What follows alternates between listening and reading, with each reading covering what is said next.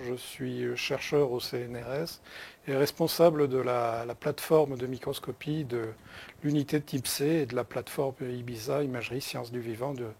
l'Université Joseph Fourier. Alors, les thématiques de recherche qui sont couvertes dans le laboratoire TIMC sont extrêmement vastes, mais celles qui requièrent les services de la plateforme sont celles, bien entendu, qui sont plus concentrées sur les aspects de biologie cellulaire. Et donc, les thématiques qui sont concernées par la biologie cellulaire concernent l'étude du cancer de la prostate, l'étude du cancer de la vessie, et également une grande part des travaux de recherche sont consacrés à la mécanobiologie, c'est-à-dire à l'étude des relations qui existent entre la biologie cellulaire et la réponse mécanique des cellules à différents contextes. Au niveau de cette plateforme, nous disposons de toutes les instrumentations les plus modernes et les plus innovantes en termes de microscopie de fluorescence, donc tout ce qui nous permet d'une part de faire de l'imagerie spectrale de fluorescence, de la quantification également d'intensité, du suivi de cellules vivantes sur des très très longues périodes de temps, mais on dispose également des outils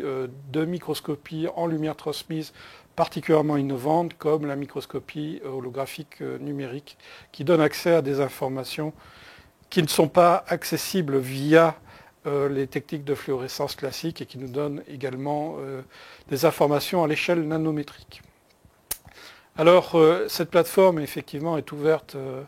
aux industriels et donc toutes les techniques qui sont développées ici sont accessibles à ces clients potentiels. Nous pouvons offrir des prestations en termes de génération de lames virtuelles pour étudier des préparations histologiques sur des grandes quantités et hors ligne, donc pouvoir faire de l'imagerie virtuelle sur tissu. De l'imagerie spectrale pour pouvoir aller glaner des informations sur des états moléculaires dans des cellules qui ne sont pas accessibles par d'autres méthodes. De la microscopie holographique numérique pour aller effectivement étudier les propriétés mécaniques des cellules, connaître des mesures sur la matière sèche des cellules, pouvoir mesurer des changements ioniques à l'intérieur des cellules, toutes sortes d'informations qui ne sont pas accessibles directement par des méthodes microscopiques, et puis également des prestations en termes de microscopie de fluorescence, microscopie confocale à balayage laser. Dans un futur proche, des prestations en microscopie à excitation biphotonique, puisque nous avons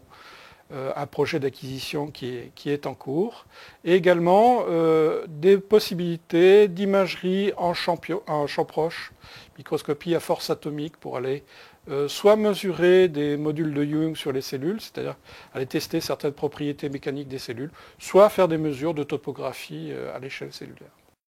Par exemple, sur des cellules endothéliales en culture sur gel, nous pouvons observer et quantifier la formation d'anneaux vasculaires en mesurant les variations d'épaisseur optique.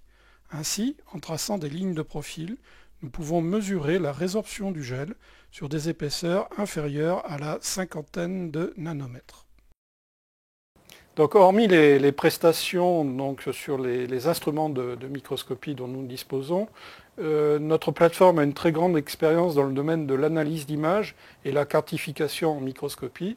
Et nous avons les compétences pour développer effectivement du logiciel à façon pour résoudre un problème particulier d'analyse d'images en microscopie.